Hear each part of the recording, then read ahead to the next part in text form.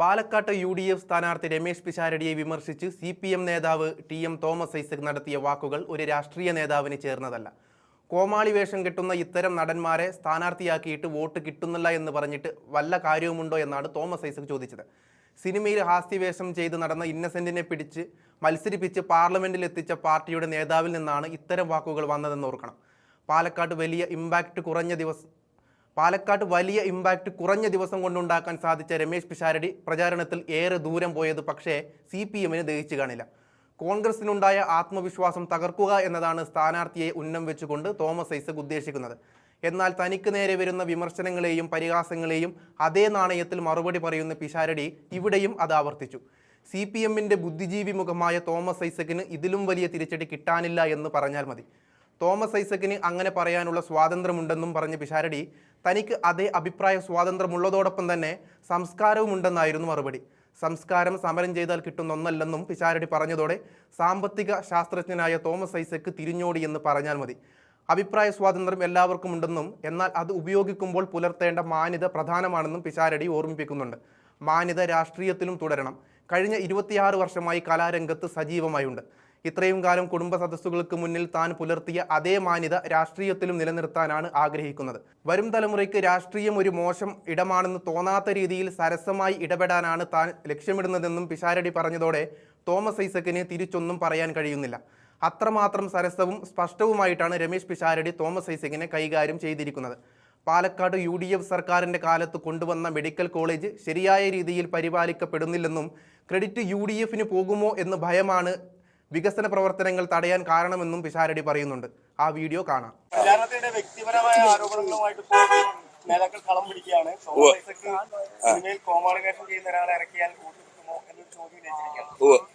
ഞാൻ ഇന്നലെ നല്ല പ്രചരണത്തിന്റെ തിരക്കിലായിരുന്നു. ഏകദേശം രാത്രി റൂമിലെത്തിയ ശേഷമാണ് അദ്ദേഹത്തെ പോലൊരു സീനിയർ നേതാവ് ഇത്തരത്തിലൊരു പ്രസ്താവന നടത്തിയെന്ന് അറിഞ്ഞത്. എന്തായാലും ഞാൻ പറഞ്ഞതുപോലെ തന്നെ അദ്ദേഹം വളരെ സീനിയർ ആയിട്ടുള്ള ഒരാളാണ്, എന്നേക്കാൾ മുതിർന്ന ഒരാളാണ്.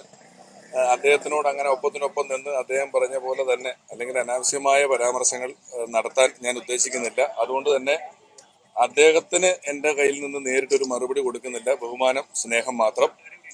മാധ്യമങ്ങൾ എന്നുള്ള നിലയിൽ അല്ലെങ്കിൽ ഇവിടുത്തെ ജനങ്ങൾ എന്നുള്ള നിലയിൽ ആ ചോദ്യം ചോദിക്കുമ്പോൾ നമ്മുടെ കോൺഗ്രസ് ഭരിച്ച ഒരു ഇന്ത്യ അത്തരത്തിലുള്ള ഒരു അഭിപ്രായ സ്വാതന്ത്ര്യം എല്ലാവർക്കും നേരത്തെ കൊടുത്തിട്ടുണ്ട്. ആരെ പറ്റിയും അങ്ങനെയൊക്കെ പരാമർശങ്ങൾ നടത്താനുള്ള അഭിപ്രായ സ്വാതന്ത്ര്യമുള്ള നമ്മുടെ നാടാണ്.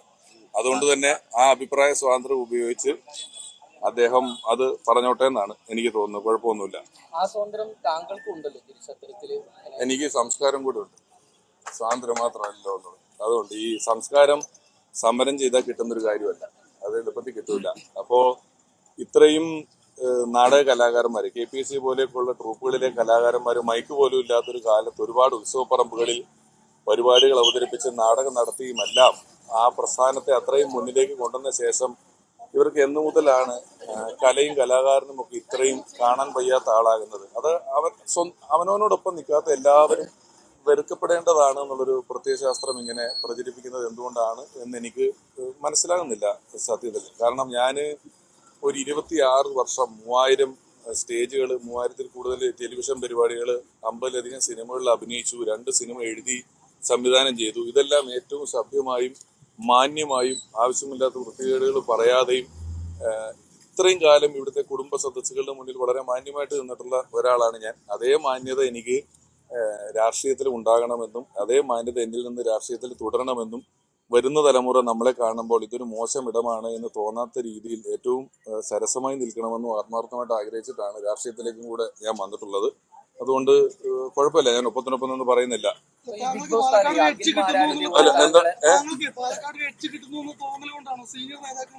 അല്ല, അവർക്ക് എന്ത് തോന്നലാണ് ഉണ്ടായെന്നുള്ളത് എനിക്കറിയില്ല. അവരുടെ എല്ലാ ഇതും സിനിമാ മേഖലയിലുള്ളവർ മത്സരിച്ചിട്ടുണ്ട്, പല മാധ്യമങ്ങളിലും ഒക്കെ അങ്ങനെ പറഞ്ഞു തന്നെ ഞാൻ കേട്ടു. എല്ലാ പാർട്ടിയിലും സിനിമാ താരങ്ങളും മത്സരിച്ചിട്ടുണ്ട്, വന്നിട്ടുണ്ട്. എന്തുകൊണ്ടാണ് അങ്ങനെ പറഞ്ഞതെന്നുള്ളത് എനിക്കറിയില്ല. അദ്ദേഹം ഒരു വളരെ സീനിയർ ആയിട്ടുള്ള, ഞാൻ റെസ്പെക്ട് ചെയ്യുന്ന ഒരാൾ തന്നെയാണ്. എനിക്ക് അദ്ദേഹത്തിനോടുള്ള റെസ്പെക്റ്റിന്മേൽ യാതൊരു കുറവുമില്ല. അതാ ഞാൻ പറഞ്ഞത്, അദ്ദേഹത്തിനോട് ഒപ്പത്തിനൊപ്പം നിന്ന് ഞാനും തിരിച്ചു പറയുക എന്ന് പറയുന്ന ഒരു പരിപാടിക്ക് ഞാനില്ല. അത് അദ്ദേഹം പറഞ്ഞോട്ടെ. എന്താ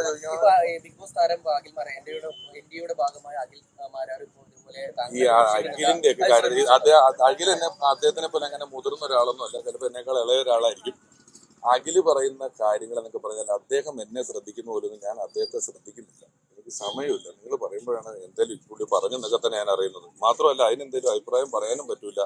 എന്തായാലും കുറ്റവും മോശമൊക്കെ അല്ലേ പറഞ്ഞിട്ട് അതേ പറയാൻ സാധ്യതയുള്ളൂ. അങ്ങനെ പറഞ്ഞാലും ചിലപ്പോൾ ഒരാഴ്ച കഴിയുമ്പോൾ ഞാൻ വളരെ മഹാനാണെന്നും നല്ല മനുഷ്യനാണെന്നും പുള്ളി തന്നെ തിരിച്ചു പറയും.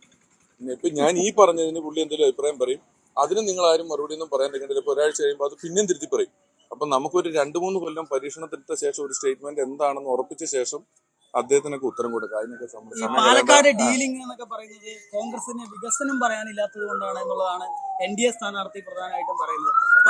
പാലക്കാട് ഇപ്പൊ മോയിൻസ് സ്കൂൾ ഡിജിറ്റലൈസേഷൻ, അതുപോലെ തന്നെ പാലക്കാട് മോയിൻസ് സ്കൂൾ ഡിജിറ്റലൈസേഷൻ, അതുപോലെ തന്നെ ടൗൺ ഹാള്, അതുപോലെ സിന്തറ്റിക് ട്രാക്കിൽ ഒരു തുണിമാറാൻ പോലും കുട്ടികൾക്ക് ഒരു സൗകര്യമില്ലാത്ത അത്തരത്തിലുള്ള വികസന പ്രശ്നങ്ങൾ ഷാഫി പറമ്പിന്റെ കാലത്ത് തുടങ്ങി വെച്ചത് ഇനിയും പൂർത്തിയാവാതെ കിടക്കുന്നുണ്ട്. അപ്പൊ അതൊക്കെ എക്സ്പോസ്ഡ് ആവുന്നുള്ളത് കൊണ്ടാണ് വികസനം പറയാതെ ഈ ഒരു ഡീലിംഗ് എന്ന തരത്തിൽ കോൺഗ്രസ് പറയുന്നത് എന്നുള്ളതാണ് NDA സ്ഥാനാർത്ഥി പറയുന്നത്. അല്ല, അവര് പറഞ്ഞു ഈ സിന്തറ്റിക് ട്രാക്ക് അവിടെ വന്നിട്ടുണ്ടല്ലോ, അടുത്ത കാര്യമല്ല, ഇത് തുടരും. ഇത് തുടരുന്ന അവിടെ പറഞ്ഞു കഴിഞ്ഞാൽ വസ്ത്രമാറാൻ പോലും സൗകര്യമില്ല. അതാണ് ഷാഫി പറഞ്ഞത്. ഉടൻ ഇവിടെ ഒരു വലിയ ശരിയാക്കാൻ കാര്യം രാഹുൽ ഉണ്ടായിരുന്നു. ശരിയാക്കാൻ ഞാൻ ഇന്നലെ ഹൈവേയുടെ കാര്യം പറഞ്ഞതുപോലെ ഇവർക്ക് ഈ ക്രെഡിറ്റിന്റെ വലിയ പ്രശ്നമുണ്ട്. ഇങ്ങോട്ട് എന്തെങ്കിലും ചെയ്തു കഴിഞ്ഞാൽ കൊടുത്തു കഴിഞ്ഞാൽ അതിന്റെ ക്രെഡിറ്റ് ഷാഫിക്ക് പോകും, അല്ലെങ്കിൽ UDF പോകും എന്നുള്ളത് കൊണ്ട് അതിന് സിന്തറ്റിക് ട്രാക്ക് വരെ ഒന്നും പോകണ്ട.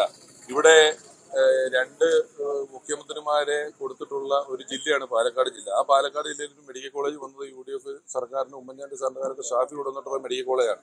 ആ മെഡിക്കൽ കോളേജ് കൊണ്ടുവന്ന കാലത്ത് നിന്ന് ഇവർ അതുപോലെ മെയിൻറ്റെയിൻ ചെയ്യുകയാണ്. ഇനി ഒരുപക്ഷെ ജില്ലാ ഹോസ്പിറ്റലിലോട്ട് റെഫർ ചെയ്യേണ്ടി വരുന്ന ഒരു മെഡിക്കൽ കോളേജ് ഇവിടെയാണുള്ളത്. എന്താണ് കാരണം? എന്തെങ്കിലും ഇവിടെ കൊടുത്തു പോയാൽ അതിന്റെ ക്രെഡിറ്റ് UDF-നായി പോകുമോ എന്നുള്ളൊരു പേടി കൊണ്ട് തോന്നുന്നതാണ്.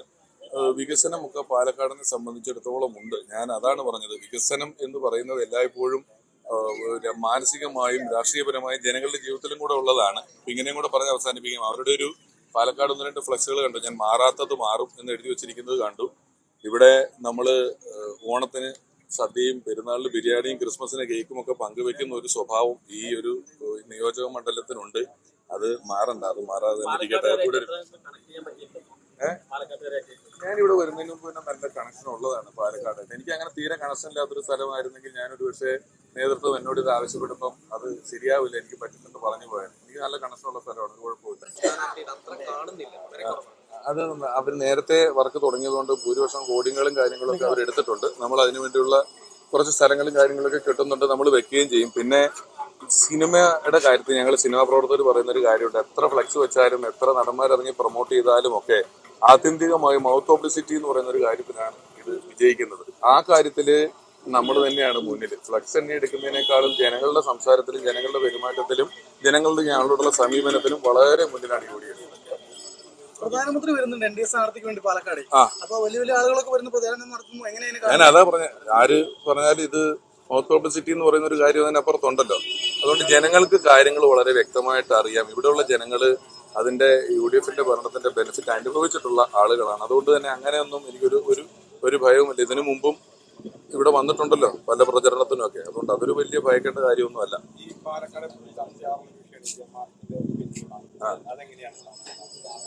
ഞാൻ പറയാലോ, നമ്മളെ സംബന്ധിച്ചിടത്തോളം ഒരു മണ്ഡലത്തിൽ നമ്മൾ ആദ്യം എല്ലാവരും ഇങ്ങനെ കാണാതിരിക്കുകയും ഇനി അത്തരത്തിലുള്ള നമ്മൾ പറയുന്ന ഏതെങ്കിലും ഒരു സംഘടന മറ്റൊരു സ്ഥാനാർത്ഥിക്ക് മറ്റൊരു സ്ഥലത്തേക്ക് വോട്ട് ചെയ്യുന്നുണ്ടെങ്കിൽ അതിനെ നമ്മൾ കാണുകയല്ലേ, പോസിറ്റീവായിട്ടല്ലേ കാണുന്നത്. ഏത് സംഘടനയാണ്? ഇവരെല്ലാവരും അങ്ങോട്ടും ഇങ്ങോട്ടും ഒരേ ആരോപണങ്ങളാണ് പറയുന്നത്. ഹിന്ദു സംഘടനകൾ വർഗീയതയാണെന്ന് ഇവിടുന്ന് പറയുന്നു, മുസ്ലിം സംഘടനകൾ വർഗീയതയാണെന്ന് ഇപ്പുറത്തുനിന്ന് പറയുന്നു. അപ്പൊ എല്ലാവരും ഇങ്ങനെ പറയുന്ന സ്ഥിതിക്ക് ഇവർക്ക് എല്ലാവർക്കും സത്യത്തിൽ ഇതില്ലാതെ വോട്ട് ചെയ്യാവുന്ന സ്ഥലം എന്ന് പറയുന്നത് UDF കോൺഗ്രസ് തന്നെയാണ്. എല്ലാവർക്കും നന്ദി. Thank you. ഇനി വിഷയങ്ങൾ പറയുന്നത്. Thank you.